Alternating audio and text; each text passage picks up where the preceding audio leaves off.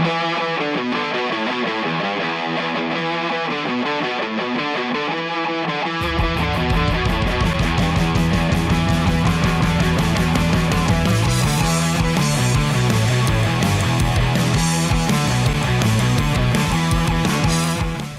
this is Peter Dankelson from Pete's Diary, and welcome back to another episode of this Rig Rundown series. And today, we're going to be talking to you guys about my Gibson ES-339.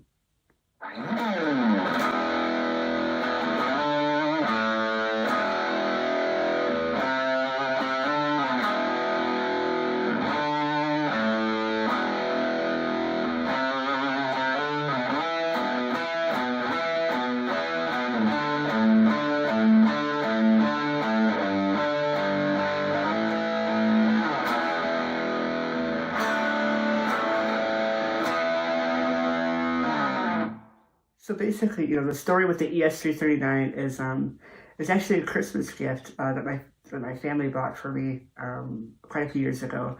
Basically, the story is in fall of 2020, I started to go to a lot of open mic blues jams, kind of around the Chicago area, and was sitting in with a bunch of musicians, jamming, having fun, super super cool.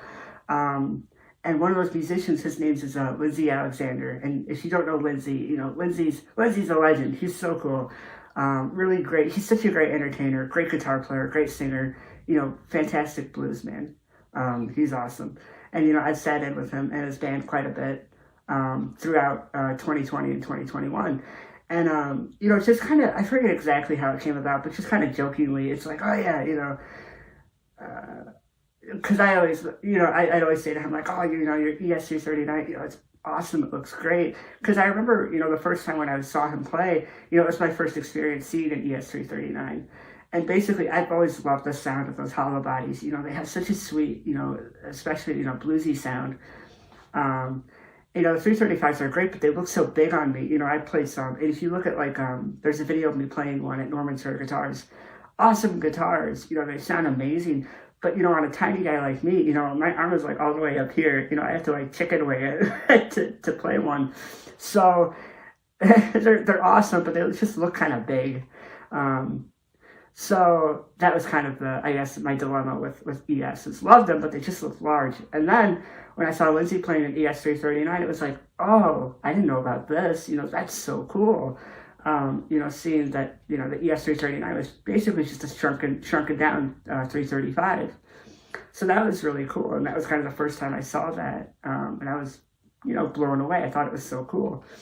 And I think just kind of jokingly, it was like, oh, I love, it was kind of like, oh, Linsey, that's such a cool guitar. And Linsey's like, how much do you want for it? It was just kind of a joke. And then really it was kind of close to Christmas. My parents actually bought it off of him, and I sat in with him one night and went home with it, and I'm which I'm super grateful for. Linsey's such a great guitar player, great musician. So to have this guitar, it really means a lot. It's really special. And actually, Linsey signed the back of the headstock. I don't know if you can see it too well. I'll try and show it. Yeah, it was just kind of flipped around. Can you see that? Okay. I don't know. But Linsey, signed the back of the headstock, so that's really cool. It's really special. So yeah, it's a really great sounding guitar, and not just for blues as well.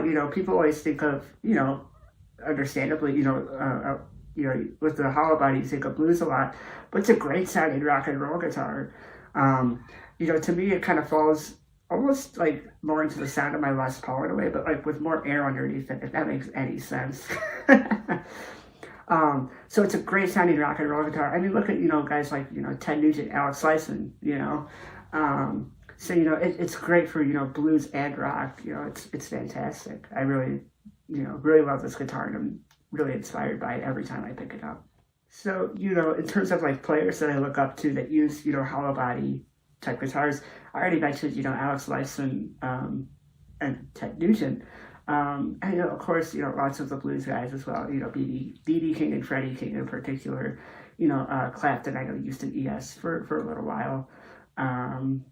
There's quite a few. Joe Bonamassa, I always love the sound he gets when he plays an ES. That's just kind of off the top of my head. But Freddie King, in terms of like the blues, Freddie King in particular, I really love love his sound a lot.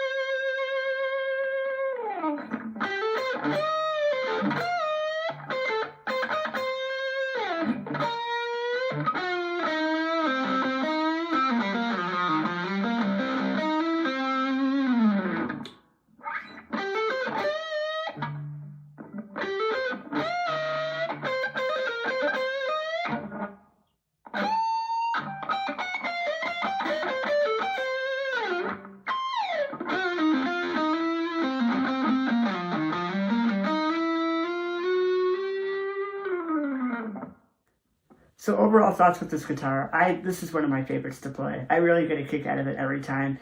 Just the amount of ground that it covers, from rock to blues. It's always a really sweet sounding guitar to pick up and play. I love that sweetness you get, especially in the middle and the neck.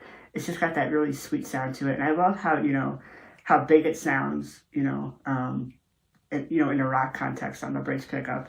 So, it kind of covers a lot of ground that way. I love it. It's super, super cool. Live, I would use it more, but the only big reason is feedback.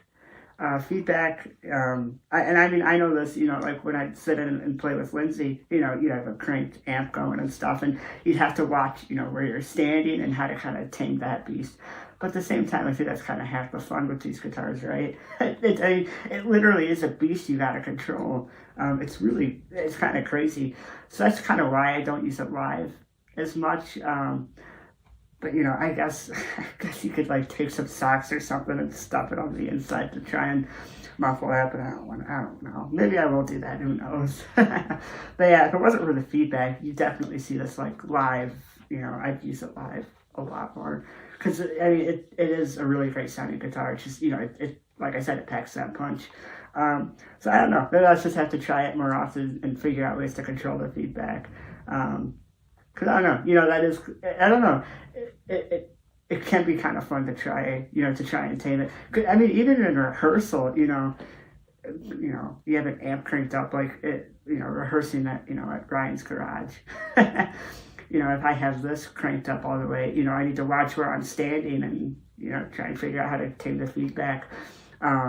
But, once you kind of do get it reined in a little bit, this thing just sings. And the sustain, too, you can hold a note forever on this thing. It's awesome. It's such a great and really inspiring guitar. Really great instrument. And I can't wait to put a lot more miles into it. It's awesome. So, once again, thank you for tuning into this episode of this Rig Rundown. And I'll see you guys on the next one. As always, thanks for tuning in, and take care. Bye.